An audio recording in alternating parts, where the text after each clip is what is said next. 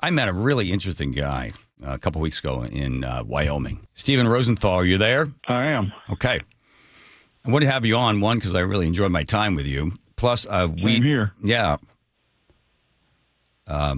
We started our conversation because your son, who I deeply admire, getting married. By the way, they still married? They sure are. Okay, I'm good. loving every minute of it. Okay. All right. Well, he got a great wife. Yes, he does. Yeah. So we were talking about, because he had mentioned during the ceremony at one point, he goes, well, don't get my dad started on conspiracy theories. And I was like, oh, boy, I got to get over and talk to that guy. I went over you right away. Big guy with a cowboy hat and a Georgia accent. I'm like, man, I got to talk to this guy. So we launched into, and we had a nice little conversation. And it's amazing who you meet. And then, so I thought, well, after this shooting, I thought I'd want to talk to you. You are a competitive long-range marksman. So we're going to just talk. Yeah. So we're going to talk about the unfortunate, horrible tragedy that took place yesterday. And I just want you to take us through the physics and dynamics. You told me yesterday, I don't want to come on yet until I have a better idea of what the weapon was. So now what allegedly the weapon found, I'm sure, I don't know where else, somebody else is going to wrap a rifle like this in a towel and hide it in the woods. So let's assume this is the rifle. What did the alleged assassin use? Well, according to what I read and what I'm sure you've read, it was a Springfield 30-06, which was a standard military issue rifle. 30-06 is a 30 caliber projectile. It's as common and easy to come by. There's nothing special about it. It is a great all-purpose round. It's used in World War I, World War II, in Korea, in Vietnam. It was used. The snipers used it until later on, after when Desert Storm and all the other issues that we got into. They came with new, higher, more powerful rounds. But 30-06 was standard military issue. It's a great hunting round. A lot of people use it for target shooting. It's got great ballistics. It shoots anywhere from about 2,700 feet a second to about 3,000 feet a second in factory loads. I'm sure that the hand loaders and the target folks can adjust accordingly for a little more, a little less, depending on what they want. But it is a very lethal round. It is a very controllable round, and it's a very easy round to shoot and very easily accessible. So, long story short, if this was in fact a 30-06 round, I'm continually amused.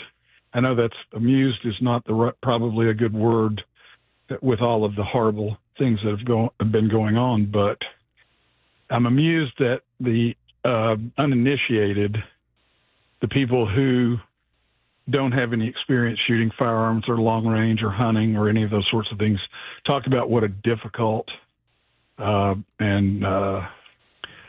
difficult shot that would be at 200 yards. I'm here to tell you that with minimal training, that a 200-yard shot, 600 feet at, let's just say they were using the higher end of it, at 3,000 feet a second, from 200 yards at that angle, shooting a downward angle, you do not have to be a special ops marksman or a sniper in the military or a gunny in the Marine Corps in order to successfully do what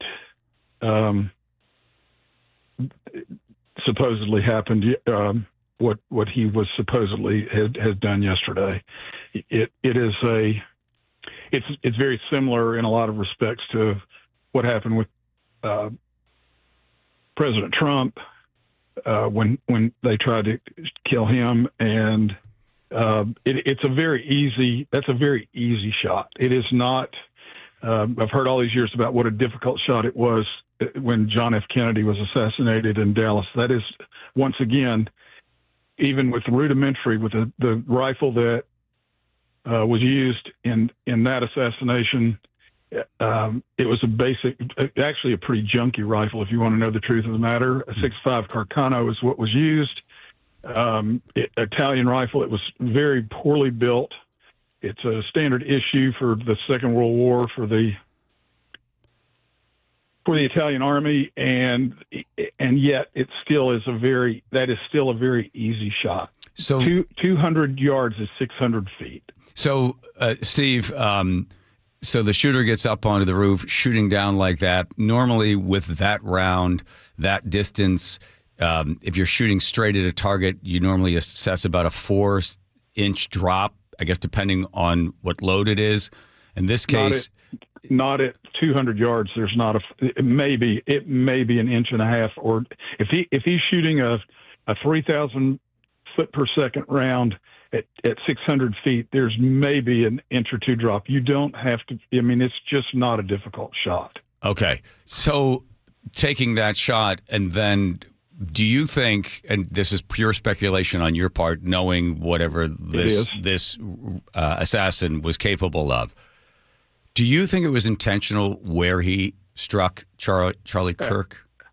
Absolutely. That everybody's confirmed what I had already thought and said, and I'd actually posted some things about it earlier today before I actually heard. But the efficiency, if you will, of that shot is that it's completely and totally lethal.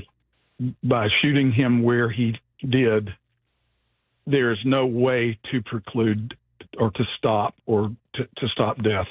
You can't stop the flow of blood, because if you stop the flow of blood in order to handle the wound, you are now cutting off the blood supply to the brain. If you're cutting off the supply of blood to the brain, the victim dies. So it could not have been a more lethal placement of that shot. And again, you don't have to be a special ops guy. You don't have to be a sniper in the Marine Corps. You don't have to be you really don't. With some rudimentary training at that range, it's really a pretty, I guess if you put it in the hands of somebody that didn't have any idea what they were doing, they may not be able to pull it off. But if whoever this guy was, if he had ever shot before or done any hunting before or had any had any marksmanship training at all, 200 yards at 3,000 feet a second with that 30 caliber round is not it's not something that everybody would be talking about for years to come about what an unbelievable placement that was. It just is not. So the assassin fires that round, and not a difficult shot, intentionally the most lethal place he could hit Charlie Kirk was there in the neck.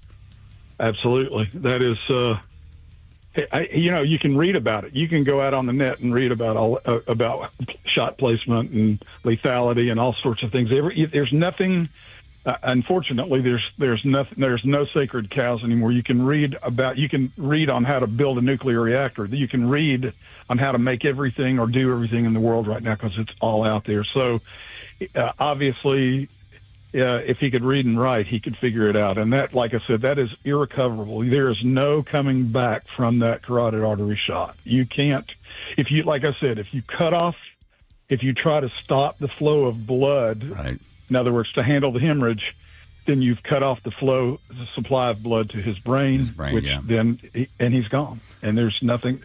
The best thing we could say, Stephen Rosenthal, competitive long range marksman, is that Charlie Kirk didn't feel anything.